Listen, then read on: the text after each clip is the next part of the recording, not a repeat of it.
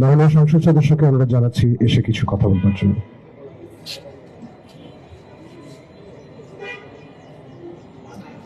আসসালামু আলাইকুম। এমন একটা মুহূর্ত যে কথা বলার মতো পরিস্থিতি ঠিক নেই। অসাধারণ একজন অভিনেতা, অসাধারণ একজন ভালো মানুষ রুবেল ভাই অসময়ে চলে গেলেন। আমাদের সবাইকেই চলে যেতে হবে, কিন্তু অসময়ে চলে যাওয়াটা মেনে নেওয়া যায় না।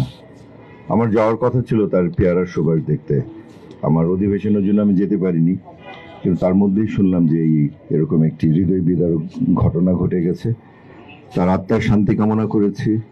আমার সৌভাগ্য হয়েছিল তার সাথে একটি চলচ্চিত্রে অভিনয় করার, হুমায়ুন আহমেদের চন্দ্রকথা। তখন বেশ কিছু দিন একসাথে কাটিয়েছিলাম। তার সরলতা, তার অসাধারণ অভিনয় ক্ষমতা আমাকে সবসময় মুগ্ধ করেছে, মুগ্ধ করবে। তার ভালো ভালো বেশ কিছু কাজ রয়ে গেছে, বিশেষ করে জাতির জনক তিনি অসাধারণ একটি সিনেমাতে অভিনয় করেছেন। আমি তার শোক সন্তুষ্ট পরিবারের জন্য সমবেদনা জানাচ্ছি।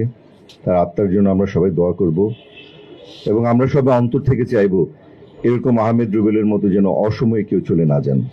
সবাই ভালো থাকবেন।